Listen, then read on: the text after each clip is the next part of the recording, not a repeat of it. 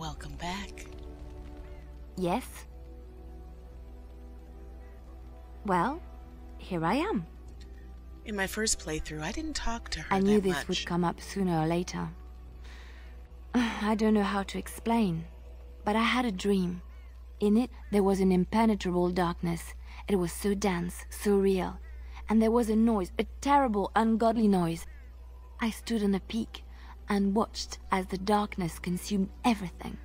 And when the storm swallowed the last of the sun's light, I fell, and the darkness drew me in.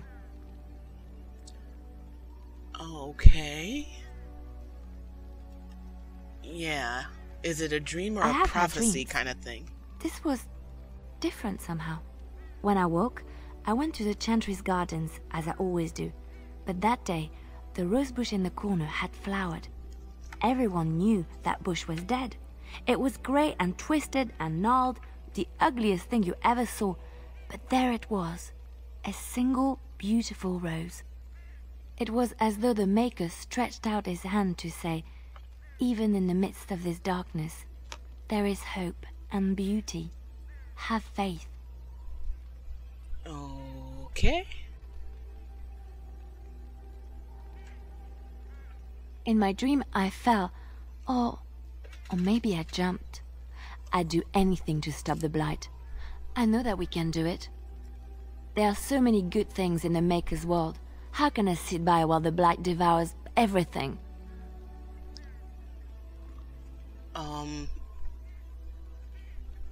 This just doesn't sound right. I don't know. He made this world. He could destroy it. But there is so much worth saving. You're such a pessimist. I'm not a pessimist. Oh, hell. Ask an honest question. Piss her off. Okay, I saved the best for last. Well, what entertains me the most, let's put it like that. Oh, this should be good. Go ahead. Yeah, let's have some honesty. Well, the crows would have you believe that it is an involved process that takes years of training. The sort that tests both your resolve and your endurance. But it doesn't. Survive that process and maybe, just maybe, you're good enough to start being considered one of them. But quite frankly, the truth is that all it requires is a desire to kill people for a living. It's surprising how well one can do in such a field. That's very honest. Within the crows, I did. But it has been something the crows have devoted a great deal of time to perfecting. An assassin simply specializes in striking from stealth, and in maximizing that first attack to be as lethal as possible. Debilitate your foe, either by poison or by crippling their limbs, makes any follow-up combat you need to engage in that much simpler. Yeah, I prefer straight up, but... I do. It is not something inherent in an assassin's skills, however, merely something complementary. Of course, the crows like to pretend that their abilities are trade secrets, shrouded in shadows and wrapped in a blanket of mystery. So let's just keep this between you and me, shall we? So how did he find out the truth?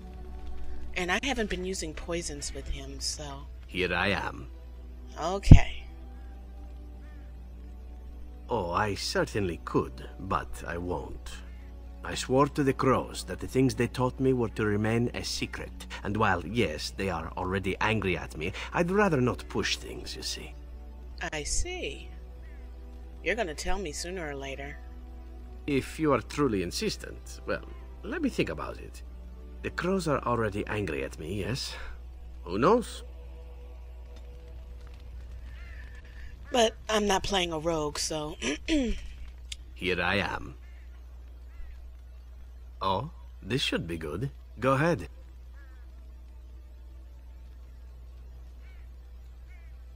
And why not? There are many things to enjoy about being a crow in Antiva. You are respected, you are feared, the authorities go out of their way to overlook your trespasses, even the rewards are nothing to turn your nose up at. As for the killing part, well, some people simply need assassinating. Or do you disagree? No, because I kill people. Well, in this game, that is. I often find myself the instrument of fate, ending these lives for one necessity or another. I console myself with the notion that most of them had it coming. As far as enjoying the act of killing itself, why not? There is a certain artistry to the deed, the pleasure of sinking your blade into their flesh and knowing that their life is in your hands. That's scary. There are many things I did not enjoy about being a crow, of course. Having no choice, being treated as an expendable commodity, the rules, oh, so many rules. But simply being an assassin, I like it just fine. I will continue to do it if I can, even if I am not a crow. Honestly, could you picture me doing something else? Yes, actually I could, but I won't say anything. Really? I can picture you doing a few things yourself. Of course, all these thoughts are moot. Chances are still good that you and I will perish, eaten by darkspawn or slain by the crows at some point. Very gruesomely, I imagine. But it is pleasant enough to chat about. Come, let's move on while our boots still have some wear in them. Okay, you're depressing. I'm not dying. I don't go out like that. Okay. Let's see. May as well get this out of the way. But I get to stare at you luridly while you do so. I'm making progress. My adventures? I'm hardly an old man just returned from across the ocean, am I? Should I shake my fist at nearby children while I talk about the good old days? Yes. But you have experience. You mean you want to hear about the grueling training? Being locked in an oubliette for weeks at a time? The slavery? The festering injuries? Or are we seeking something more glamorous? No. Was that how it was? Oh, those things never happened to me. Let's see, my second mission ever for the Crows was a bit intriguing. I was sent to kill a mage who had been meddling in politics.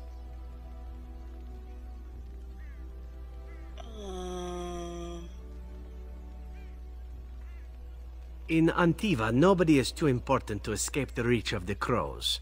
Wow. They've killed kings and queens. That is simply how it is. As it turned out, the mage in question was quite a delightful young woman. Long, divine legs, as I recall. I caught her in a carriage on her way to escape to the provinces. After I killed her guard, she got down on her hands and knees and begged for her life. Rather aptly, I might add. So I joined her in the carriage for the night and left the next morning. Oh dear. Well, yes, twice, actually. Then she decided to try and use me instead. The woman had actually convinced me to speak to the Crows on her behalf. What can I say? I was young and foolish at the time. Yeah, then, you were. As I was kissing her goodbye to return to Antiva City, she slipped on the threshold and fell backwards out of the carriage. Broke her neck. Shame, really, but at least it happened quickly. Oh, so he didn't kill her. At first, yes. Well, not upset. Surprised is really a better word. Then I found out that she had told the driver to take her to Janellen instead. She had planned to lose me in the provinces. I would have looked very foolish to the Crows. As it was, my master was very impressed that I had done such a fine job of making it look like an accident. The circle of Magi was unaware of foul play, and everyone was happier all around. Wow, that worked out nice. I got stupid, in fact, and very lucky. It was after that when I learned that one needn't let a pretty face go to your head. Professionalism was key. That's my moral of the day, you see. I see. Okay, yeah, let's flirt. Well, there is you. But I'll point out that you did have to capture me and tie me up first. Every rule has its exception. Now that I've mentioned tying me up in that context, do we have extra rope about?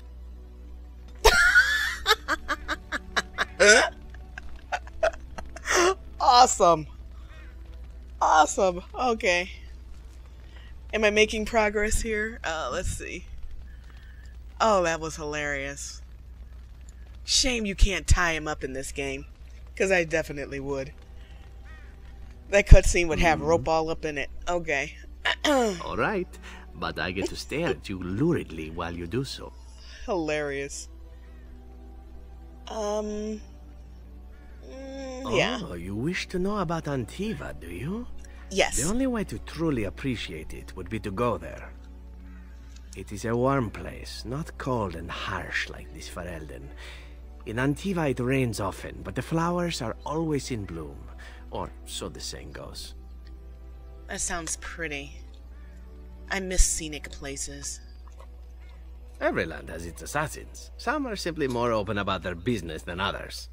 I hail from the glorious Antiva city, home to the royal palace.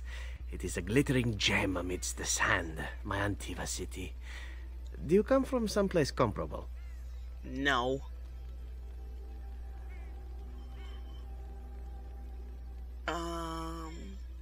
No?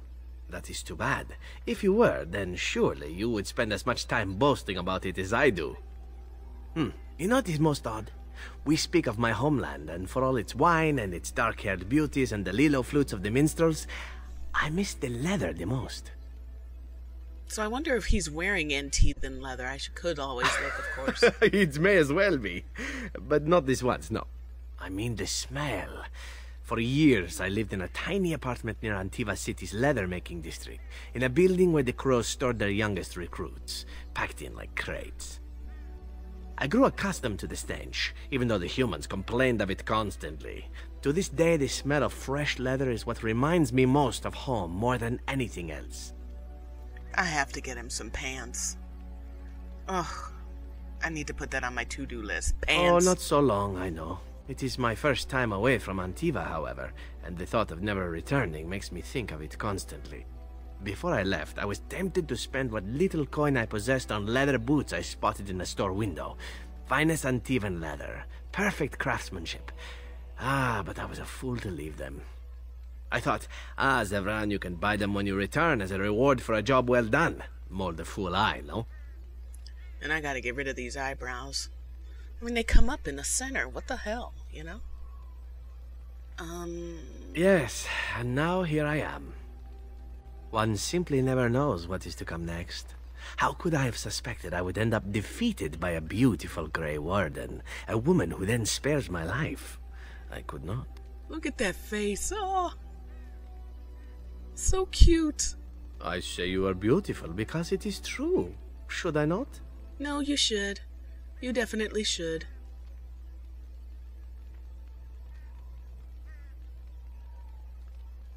And glad I am to hear it. Now, if it is all the same to you, I would prefer not to speak more of Antiva. It makes me wistful and hungry for a proper meal. Okay, yeah, I wanted to make sure that that no meant, yes, you really can talk about me. Oh, this should be good. What would say you that like she's to beautiful. discuss? Oh, hell. Okay, we're out of conversation options. Alrighty. Oh. What do you need?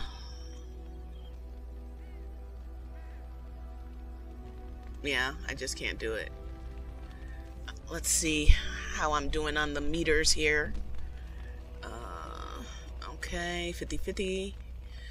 Oh, I have this thing for him. Let's do that. I could get used to this, you know. Oh, shut up.